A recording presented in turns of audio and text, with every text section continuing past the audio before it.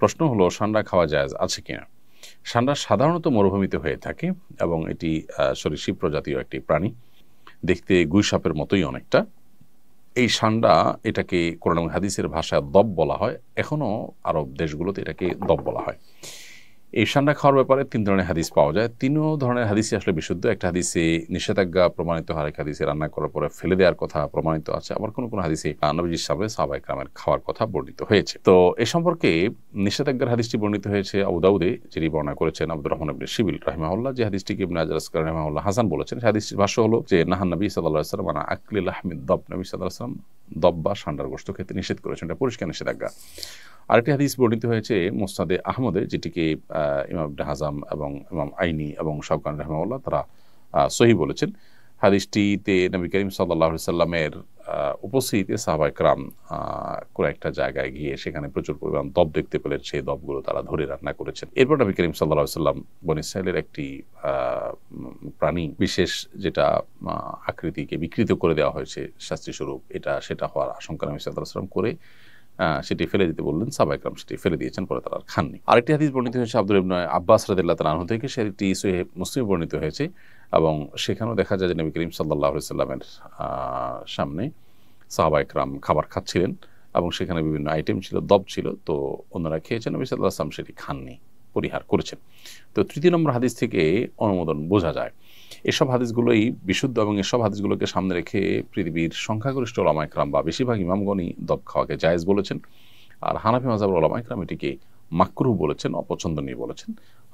মাকরুহ বলার ক্ষেত্রে আবার অনেক ওলামায়ে কেরাম মাকরুহ তাহরিমি বলেছেন, কেউ তানজিহ বলেছেন হানাফি ওলামাদের মধ্য থেকে।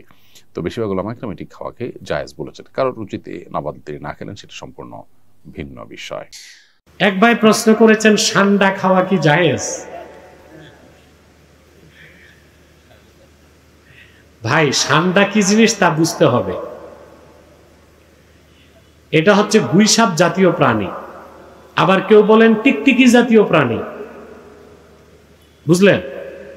আসলে সান্ডা খাওয়াটা হানাফি মাযহাব মতে নাজায়েজ, মাকরুহ তাহরিমা।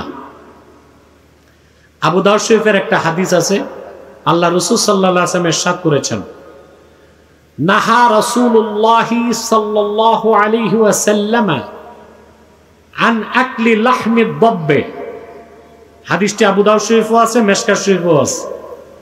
আল্লাহ রাসূল সাল্লাল্লাহু আলাইহি ওয়াসাল্লাম দব এর গোশত খেতে নিষেধ করছেন। এই দব ব্যাখ্যায় অনেকে লিখছেন গুইসাপ, অনেকে বলছেন সান্ডা। কথা বুঝতে পারছেন? তা হানাফি মাযহাব মতে সান্ডাটা কি বিজ্ঞানীরা বলতেছে টিকটিকি জাতীয় প্রাণী, আর দেখতে দেখা যায় অনেকটা গুইসাপের মতো। সর্বোপরি ওলামায়ে কেরাম হানাফিদের ফতোয়া এটাই, সান্ডা খাওয়া মাকরুহে তাহরিমা, যেহেতু হাদিস শরীফে নিষেধ এসেছে। আর একটা রওয়ায়াত আছে বুখারী শরীফে যে রাসূল করিম সাল্লাল্লাহু আলাইহি সাল্লামের সামনে সাহাবায়ে কেরাম খেয়েছিলেন, আল্লাহ রাসূল সাল্লাল্লাহু আলাইহি সাল্লাম ধরেন নাই, আবার সাহাবায়ে কেরামকে কঠোরভাবে নিষেধ করেন নাই। তো উসুল হচ্ছে যে কোনো হাদিস দিয়ে যদি হিল্লত সাবেত হয় আর কোনো হাদিস দিয়ে হুরমত সাবেত হয়, ইদা তাআরাজাতিল হিল্লাতু ওয়াল হুরমাতু ফাতুরাজ্জাহুল হুরমা। বুখারীর একটা রওয়ায়াত থেকে দেখা যায় খাওয়া যায়, আবু দাউদের রওয়ায়াত থেকে দেখা যায় খাওয়া যায় না। তো উসুল অনুযায়ী হানাফিগণ সিদ্ধান্ত নিয়েছেন যে হাদিসে নাহি আসছে, নাহি খাওয়া যাবে না, ওইটার উপর আমল করতে হবে। এই জন্য হানাফিদের মতে এটা মাকরুহে তাহরিমা, হারামের কাছাকাছি।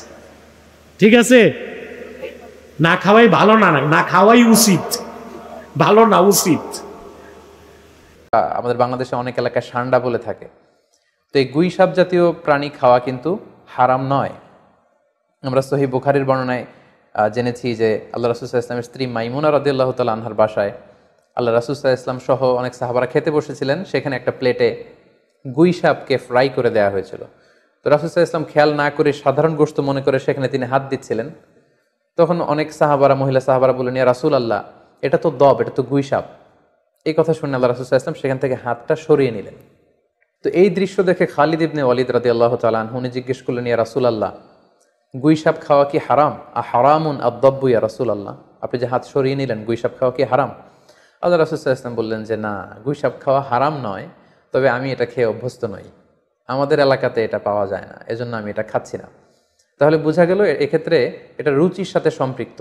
সো গুইসাপ হালাল বলে যে গুইসাপ আমাদেরকে খেতে হবে, সান্ডা আমাদেরকে খেতে হবে, এমন কোনো কথা নেই। আপনার যদি রুচিতে কুলায় আপনি খাবেন, আর রুচিতে যদি আপনার না আসে তাহলে আপনি খাবেন না। সাহাবায়ে কেরাম সান্ডা খাচ্ছিলেন, নবীজির সামনে উপস্থাপন করা হয়, নবীজি খায়নি, তবে নবীজি নিষেধ করেনি। তো এই দৃষ্টিকোণ থেকে পরিষ্কারভাবে বোঝা যায় যে নবীজি যা নিষেধ করেনি সেটাকে আমি আপনি নিষেধ করার কোনো সুযোগ নেই। নবীজি নিষেধ করেনি, নবীজি বলছে ঠিক আছে তোমরা খাও।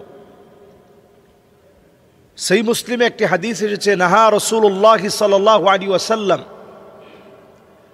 আন আকলি কুল্লু যী নাবিন মিনাস সাবঈ।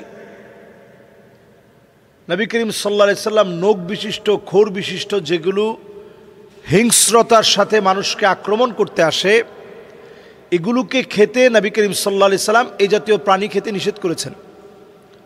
সহিহ মুসলিমের এই হাদিসটি অনুযায়ী আসলে অনেকে সান্ডাকে, হানাফি মাযহাবের ফতোয়া হচ্ছে যে এটাও যেহেতু মানুষকে অন্তত ক্ষিপ্রতার সাথে আক্রমণ করতে আসে, আপনি দেখবেন ফুসফুস করে আওয়াজ করে, এজন্য হানাফি মাযহাবের ফতোয়ায় এটা খাওয়াকে পছন্দনীয় মনে করা হয় না। অন্যান্য মাযহাব অনুযায়ী এটার ব্যাপারে তারা নিষেধ করে না।